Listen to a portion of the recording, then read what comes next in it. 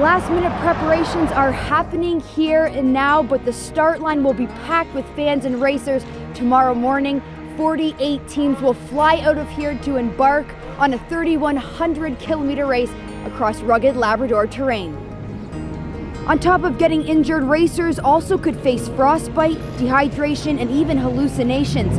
The grueling race lasts anywhere from 5 to 6 days, but riders say this might be the fastest year yet. The teams will push their minds, bodies, and machines to the max as they try and get back here to the finish line. Meg Roberts, CBC News, Labrador City. For most people, I think it's bragging rights. This would have to be the endurance snowmobile race in the world, the most challenging one.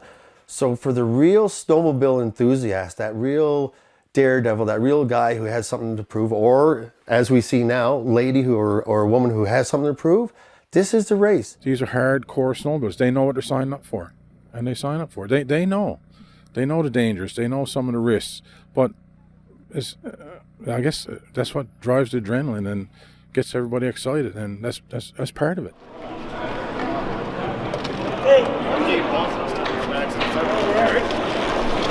All right, straight across. All right. Cool.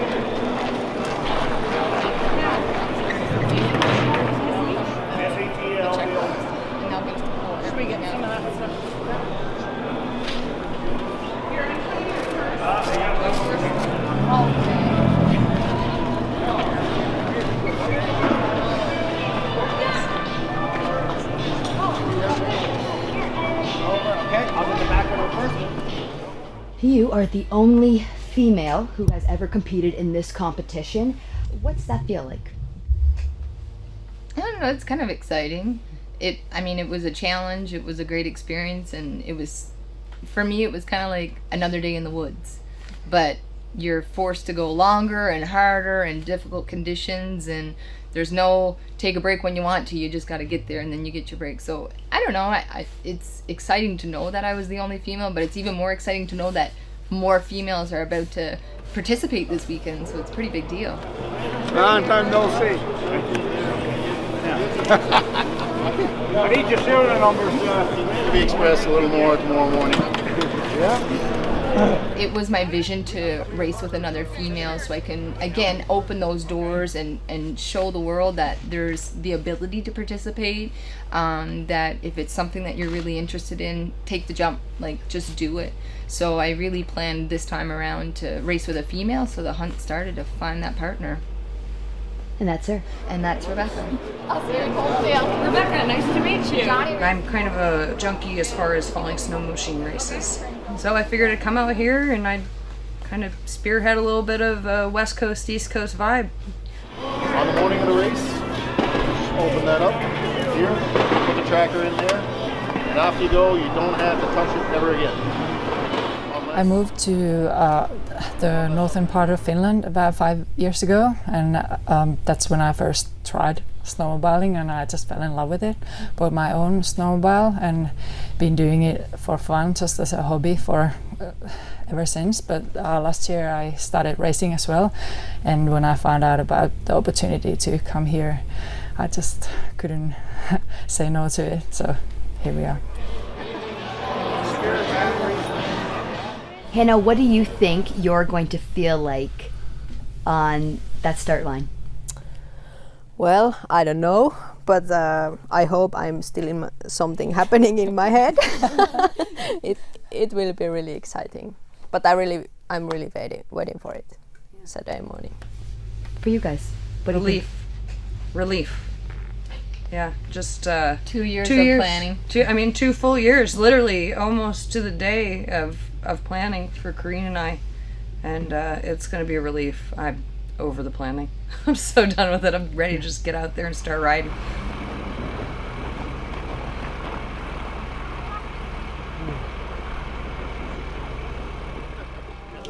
Okay, so you guys are team 29? Absolutely no parking of trailers in the area parking lot at any time. This here is a waiver for video and photos.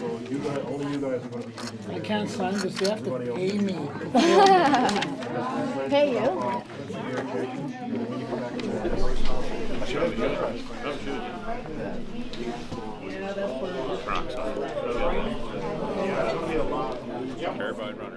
Well, this is 2 years in the making right now.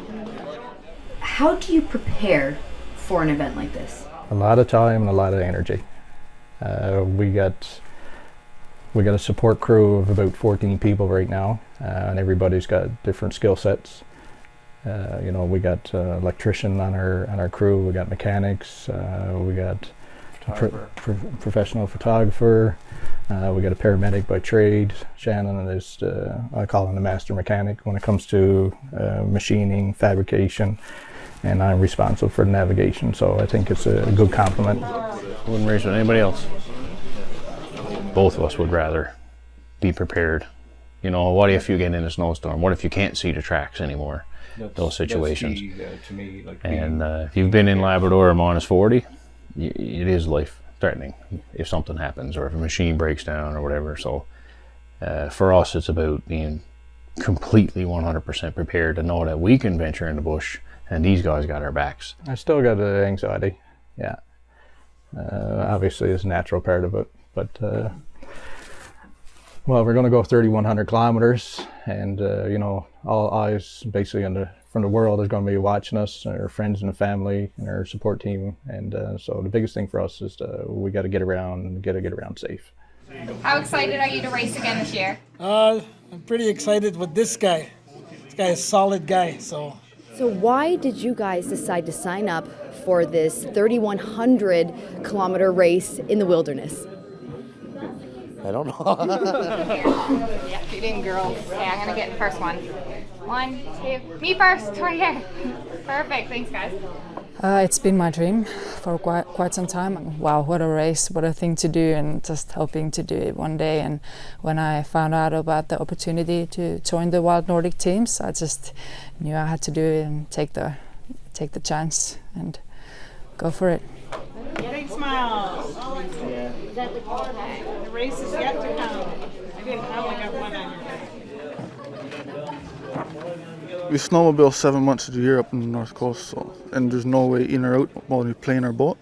So in the winter, when the ice freezes up, that's our main source of transportation, is traveling place to place by skidoo. It's been a big thing in our community for the past, ever since it started, and everybody is just into it. I had a cousin in it in 2012, and he's in it again this year, Johnny Lucy from Team 26, and he got me into it pretty good. Yeah. Will there be a bit of a rivalry there? Might be a little bit, but it's probably all for fun.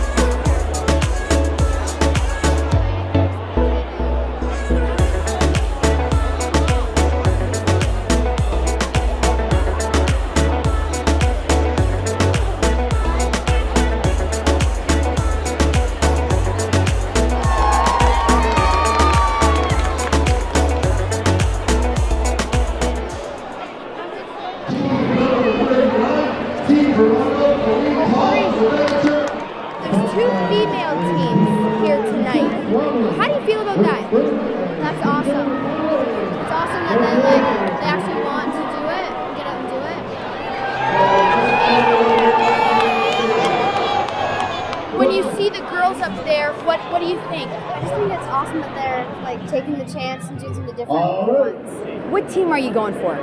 39. Why is that? Because they're the girls' team and their skidders are cool. My son is racing. He's number 8, team number 8, Cold Small Ones. As a mom, what does that feel like? My nerves are shot. Do you think one day you would like to do this? Yeah. This is great support for the entire community, for tourism, just for Labrador in general, just to bring people out. It's an excellent event for us. To see what this race does for the community, the people it brings here, the people in the stores, the restaurants, amazing, amazing. I'm here supporting my boyfriend. He's on Team 15. It just makes us all really proud in our hometown and everyone on the North Coast going into this race. I'm sure that in 6 days, 7 days, you know, you're gonna want to see your boyfriend back at the finish line. Yes, I'm hoping he makes it all the way. I will be very happy to be at the finish line and see my son. Yes, very happy. And hopefully he'll be the first one at the finish line. This is my uncle. And Brian's my nephew. What is that gonna be like riding together as family? Well, it's going to be a challenge for Brian because Brian that's his first race, and this is my third race. So I think he's going to get used to it because he likes snowmobiling, and we've been hunting together for quite some time, and we know our riding skills and so on. This is my third time and my partner's second time, and we raced together in 2018. What happened in 2018? We rode off a machine on the North Coast and broke down on the start line. What does that feel like? Not very good. A lot of preparation just goes down the drain very quickly, but this year we're going to be more prepared. Yeah, we learned from our mistakes last year for sure. Our team name is Team Bernice. Bernice was my niece who was murdered in 2015, and we're also adding Loretta Saunders on our cause because, and at the same time we are also thinking about missing and murdered Indigenous women and girls across Canada and showing our full support, and at the same time trying to bring awareness of these issues. This is important. It's happening in Labrador. It's happening all over Canada. So I just recently lost my mother on Valentine's Day, so it was a big tragic. She gave me a headband for me to put on my skidoo, so that's what I did. She picked the place where I put my headband, so that's where she wanted it. So after the race, finished the race, I'm going to take my headband to her graveyard. Yeah.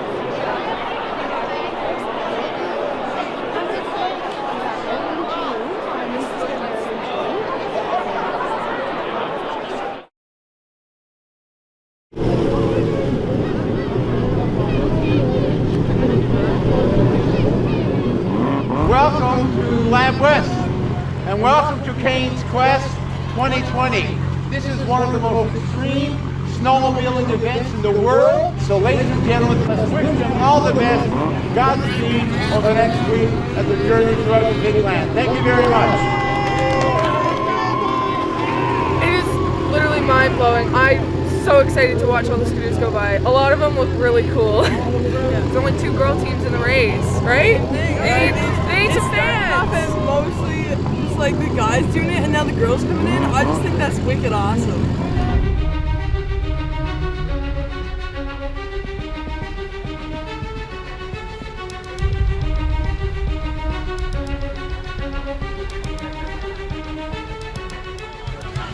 Head on, be smart. It's past the way, What do you feel like right now? It's pretty exciting. First off the line. First time for Cain's Quest for the women to take the lead on this one, so it's pretty exciting. Are you feeling like you've made a mistake, like this is a little too crazy? No. I had a bit of nerves last night, bundled up for the last time, but today, didn't get a lot of sleep, but today I just want to get out on the lake and go. Are you thinking that this is pretty crazy, like you shouldn't have signed up for this, or are you ready to go? Well, that thought I had it on this morning once. But I think when we just start driving, it will be like, now I'm at home and I just drive and enjoy. Then the Jesus Cain's Quest. Our first team off the road is team number 39, Team Chicago, Kareem Rowe, Rebecca Charles, give them a whirl!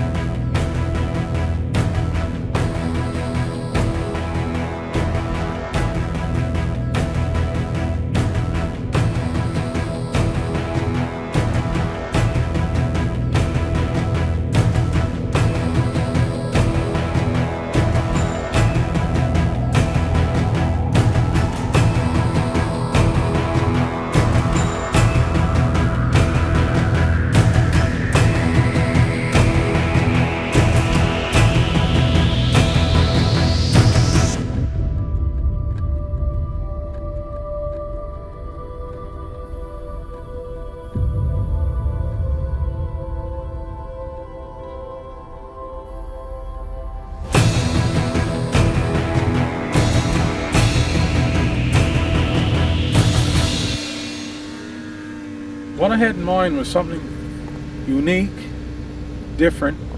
Really the only place you come and go to get an experience like that was Alaska. You had Alaska, the Iron Dog in Alaska. But when I used to do my presentations trying to sell Cain's Quest, I draw a 2,000 kilometer circle around Labrador West, and a 2,000 kilometer circle around Alaska. And when you look at it, there was more snowmobilers within our catchment area than there was in Alaska. Yet Alaska had been on the go for quite some time.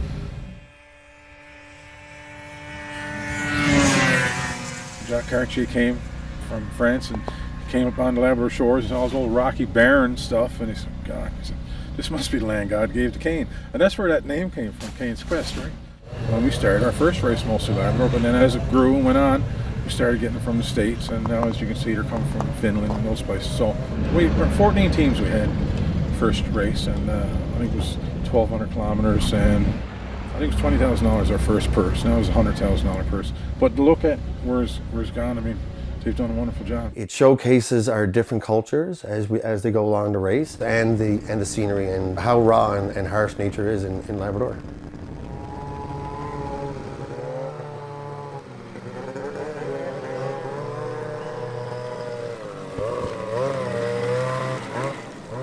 Without the volunteers, this doesn't fly. There's so many. Most of this is done by volunteers. Without volunteers, of course, there is no race. We have, right now, we have 17 checkpoints. We have anywhere from 15 to 50 volunteers in each checkpoint. They take care of the racers around the race. We got our volunteers here in Church of Falls watching the start line in Lab City on their iPhone. A lot of the communities is you just call them up and say, well, Cain's Quest is going to be on starting the 7th of March. You got your volunteers in place. Oh yeah, no problem. My name is Dion Philpott, president of the Lions Club Church Falls.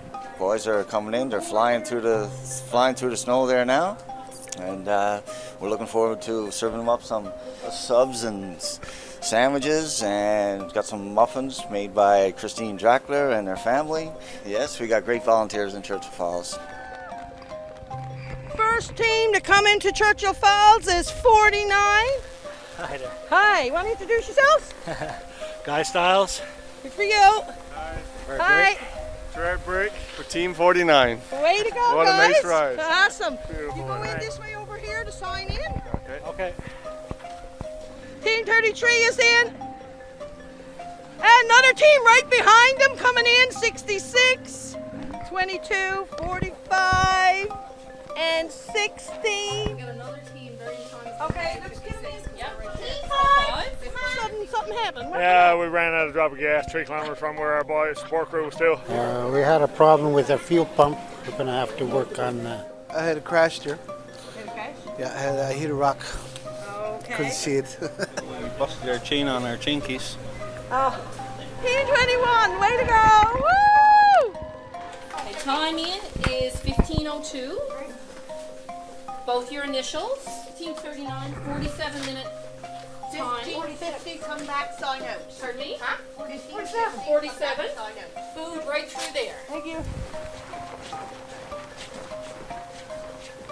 Oh, he don't look very old. How old are you, my darling? 21. How much? Okay, what's behind you? Tell me why you're riding. We're riding for Bernice Rich and Loretta Saunders and missing Indigenous women. We want to bring awareness to the public, the general public, of what's happening to the women and girls in this province. And why do you think Cain's Quest is a good way to do that, to spread that message? We're going all the communities along the coast, and we will talk to the general public of what we're doing, and be more aware of this issue that's happening in Labrador. So for you, this truly is more than a race. It is truly more a race for me. It's not about winning or losing. It's about sending a message to the public and be more aware of this issue.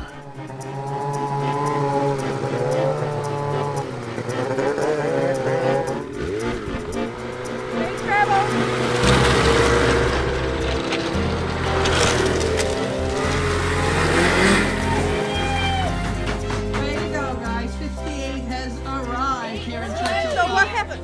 My tunnel has bent Oh. Yeah, losing all the coolant, and he was towing me, and he lost gas, so we had to pump the gas from my tank.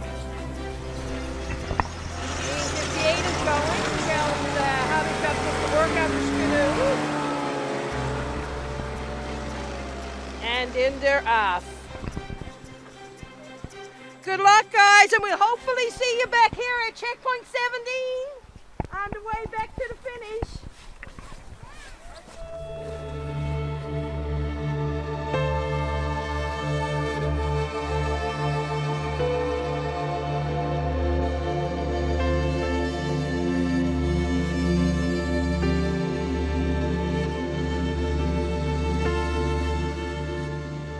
I don't really think anybody understands how big a challenge it actually is, right?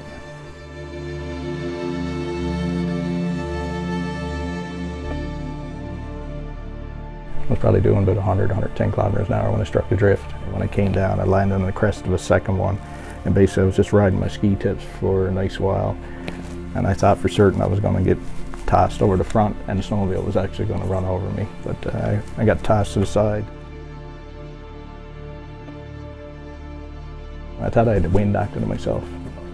So I stood up by the snowmobile, and as soon as I did, bang, I just fell down. I was done. I broke the ball off your femur where it goes into your pelvis.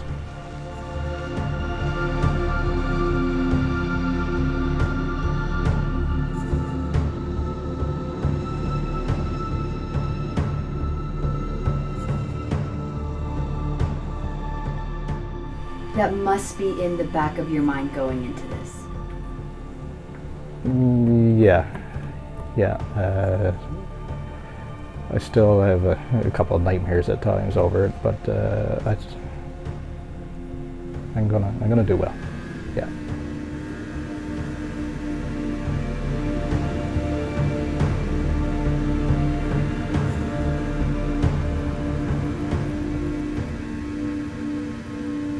The only thing you have to worry about is literally what's under you and what's right in front of you and what you're doing at that moment. And it's like this huge relief. It's almost like a meditation where you can just eliminate all those concerns, all that stress, all those worries.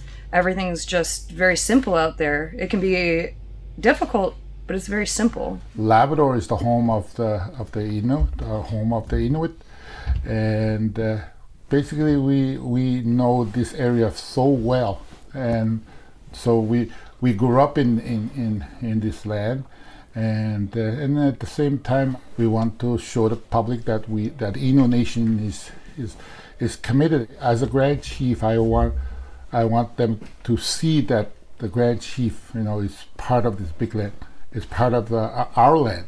The adrenaline starts to pump, and you see all the people watching you, and you hear the helicopters, and it just gets the blood flowing.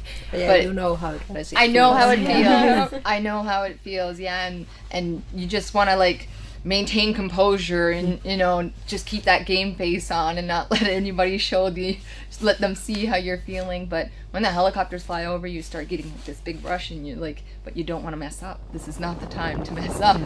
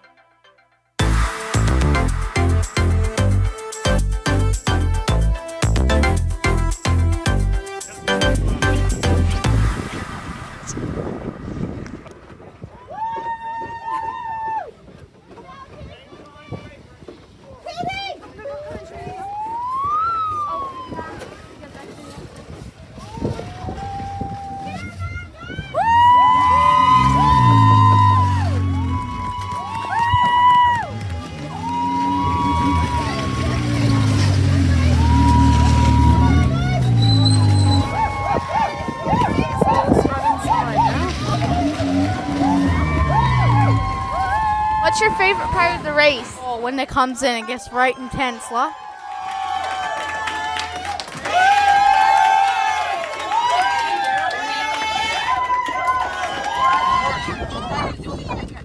You gonna have enough gas? Bye, Gina.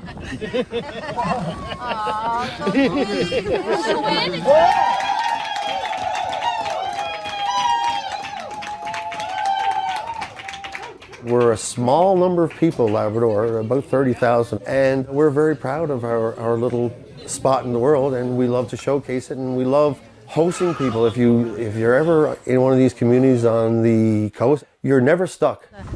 We're here at the Port Hope Simpson checkpoint, and Team 98 has arrived, but unfortunately their support crew hasn't made it yet, so Team 78 has been nice enough to give them some gas. How was the race so far?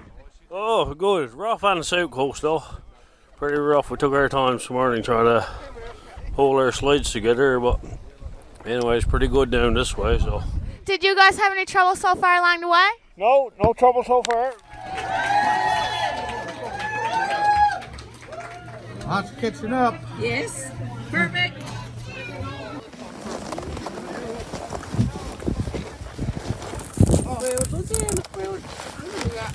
The radio one. I'm setting the enter down right here, Rebecca. Thank you.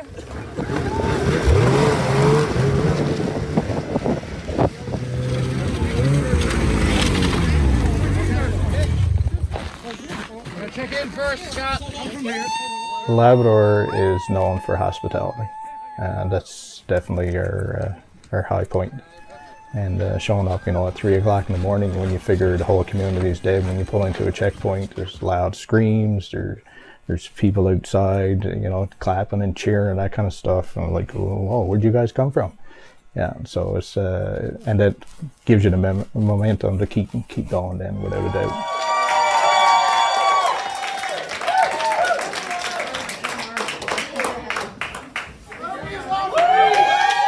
We pull into several checkpoints and people say, anything you need? Yeah, we need somewhere to sleep. Okay, now come on. We're going to put you up over here.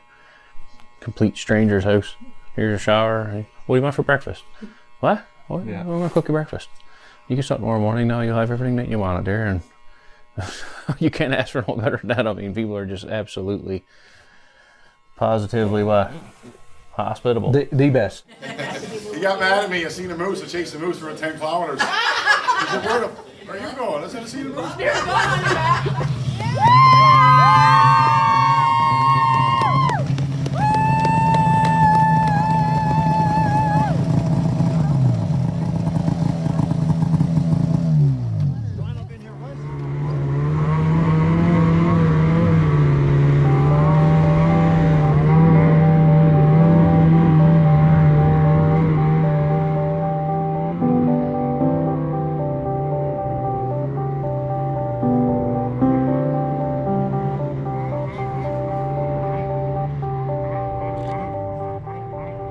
It's really hard to not let that racer's vibe take over, and so you really have to be cognizant of the fact that you're going 2,000 miles. You're not going to win the race in the first 50 feet.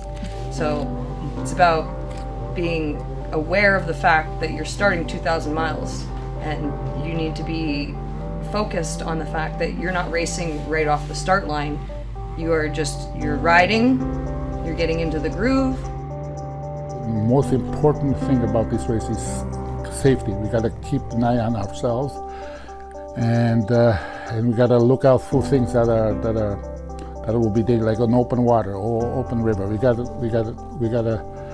be careful on those things, and we got to look out for other racers. If they need help, we'll help them. That's basically what the race is all about: is looking out for your fellow racers and looking out for your partner as well.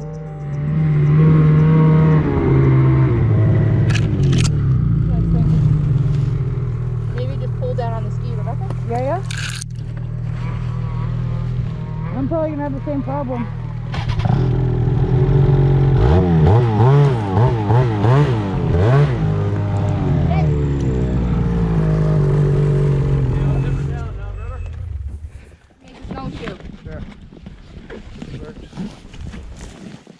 Boys, thanks for So, Second stop. We won't see you stop. hey, that's how you make friends, right? Corrine and I will always stop. Unless you're a total dick. Yeah. One, two. Okay, gotta go. Okay, brother, hold on the brake. Hang on a second.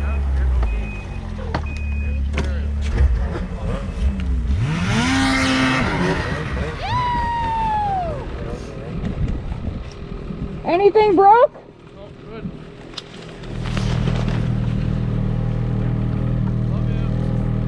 Love you guys too.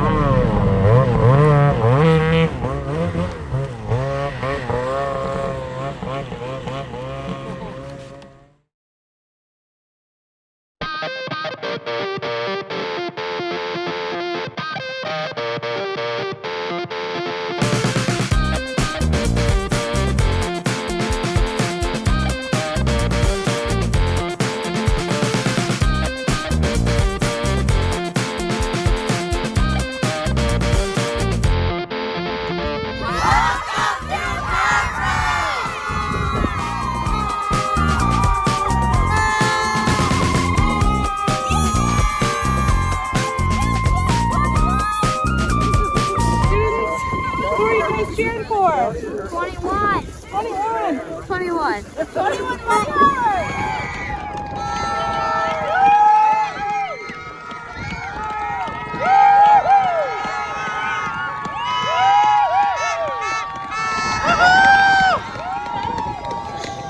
Team 21, first through.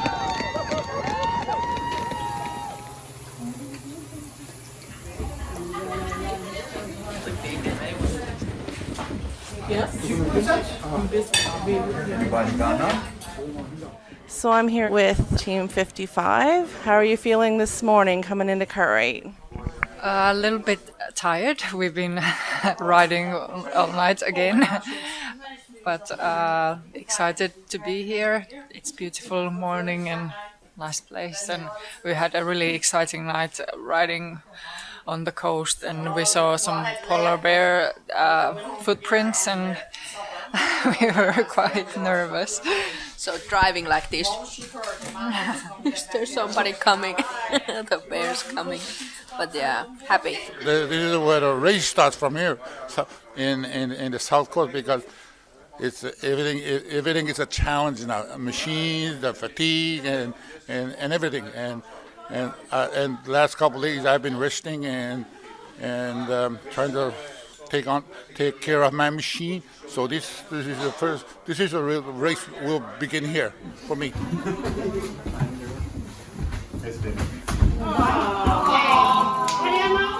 So you finished this, came this far. Sorry. It's good that you made it this far. Yes, it's still a great accomplishment. C'est bien d'arriver aussi loin. Yeah. 75? We decided to quit because the support at north. Okay. We have a trailer stuck at Goose Bay too, so yeah. Are you hungry? I will find.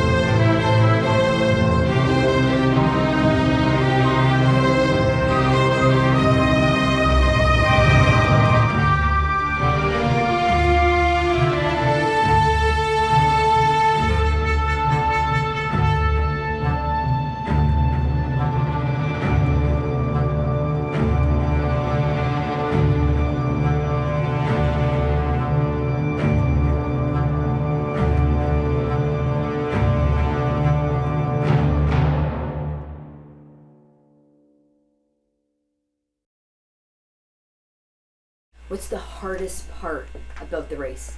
I'd say the long time behind the bars. Like we've driven as long as 30 hours straight on a snowmobile without sleep. Yeah, so you're sleep deprived. You've had episodes where you're kind of hallucinating, that kind of stuff. So we've both experienced that. I was so thirsty coming into Goose Bay, probably 15 or 20 kilometers out, and I was hallucinating. I was seeing oranges, all those oranges, and I could see them on the snow, and I know I was hallucinating. that's how this race can get you, is hallucinations, and you can hear things. Well, I think mental is the biggest part of it. We've seen people lose their minds. Just get out in the middle of a reservoir and just go crazy. Like they can't understand where they're to or why they're doing it. Or some racers see also Smurf on the road. Smurf. Like the little character? Yeah, little characters. Unfortunately, Brian Rich was in an accident this morning on the sea ice about 10 kilometers outside of Hopedale. He was taken to hospital by helicopter. Brian is awake and he's talking. When you talk to the racers, it's against nature, against your opponents, against the weather, and against the terrain. So to me, it's one of the biggest challenges and adventures for any snowmobiler out there. This is Wanda Lee Mesher here in Cartwright at the community gym, where our people have gathered to show their support for Team 21, Mighty Haulers, as they're getting close to the finish line. The crowd is pretty pumped. I have Sharon Howell here. How are you feeling, like being here, waiting for Team 21? Describe it. I can't even describe it. It's amazing. Like the adrenaline is just going. It's like, it's so crazy. It's unreal. So obviously, I guess you're rooting for 21. Absolutely. 21 all the way. Woohoo! I'll always say that Cain's Quest it's like an addiction with no cure. That's what keeps drawing us back. What we started out that we never thought was going to become anything is now worldwide, and it's in an international race. It's fantastic. It's unbelievable. I'm here supporting Team 21. And how are you feeling? What's the vibe here? Oh, the water coming down!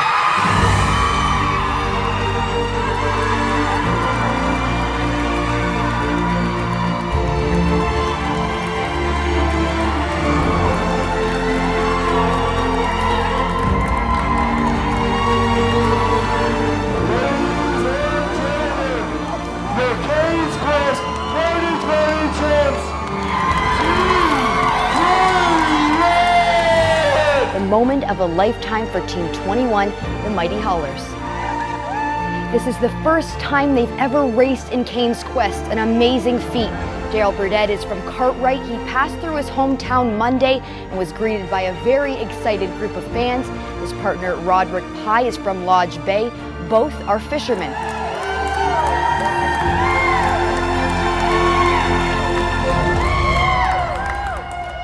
Did you think you were going to be coming in first? No, not a clue. No, never ever expected that. What's going through your head right now? Job to believe it. Job to believe it. Holy God, I would never thought this when we started out. Now, more than half the racers have scratched, which just speaks to how serious a race like this really is. Reporting for Here and Now, I'm Meg Roberts.